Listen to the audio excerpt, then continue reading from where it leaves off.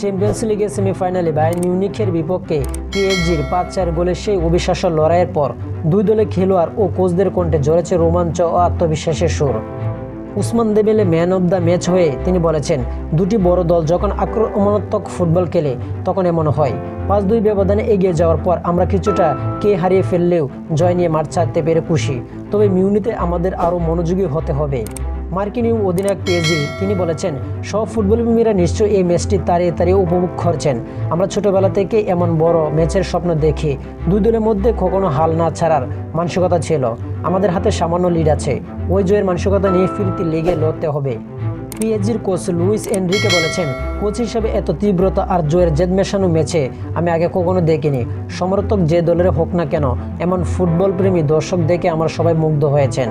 Bayern মিউনিখের striker Harry Kane বলেছেন, আক্রমণাত্মক ফুটবলের এক উচ্চমানের লড়াই দেখলেন দর্শক। পেনাল্টি আমাদের জন্য কিছুটা কঠোর ছিল, নাহলে ম্যাচটি আমরা আগে নিজেদের নিয়ন্ত্রণ নিতে পারতাম। তবে আমরা লড়াইয়ে ফিরতে পেরেছি। ঘরের মাঠে দর্শকদের সমর্থন আমরা সেরাটা দিয়ে মুখে আছি। বায়ার্ন মিউনিখের ডিফেন্ডার বলেছেন, ম্যাচটি দারুণ ছিল, তবে লড়াই এখনও শেষ হয়নি। ফিরতি লিগে হবে আরও কঠিন। ঘরে মাঠে নিজেদের জার্সির মর্যাদা রক্ষায় আমরা সব কিছু করতে প্রস্তুত। বায়ার্ন মিউনিখের কোচ আরও বলেছেন, এই মৌসুমে আমরা অনেকবারও এভাবে ঘুরে দাঁড়িয়েছি। আমাদের দলের বিশেষত্ব হলো আমরা কখনো হাল ছেড়ে দেই না। নিজেদের মাঠে আমরা শেষ সীমা পর্যন্ত চেষ্টা করব। আমরা ওই ম্যাচের অপেক্ষায় আছি। আশা করি যারা টি স্পোর্ট গেলে চ্যানেলটি সাবস্ক্রাইব করেন নাই, সবাই টি স্পোর্ট গেলে চ্যানেলটি সাবস্ক্রাইব করবেন। ভিডিওটা ভালো লাগলে লাইক এন্ড শেয়ার করবেন। ধন্যবাদ সকলকে।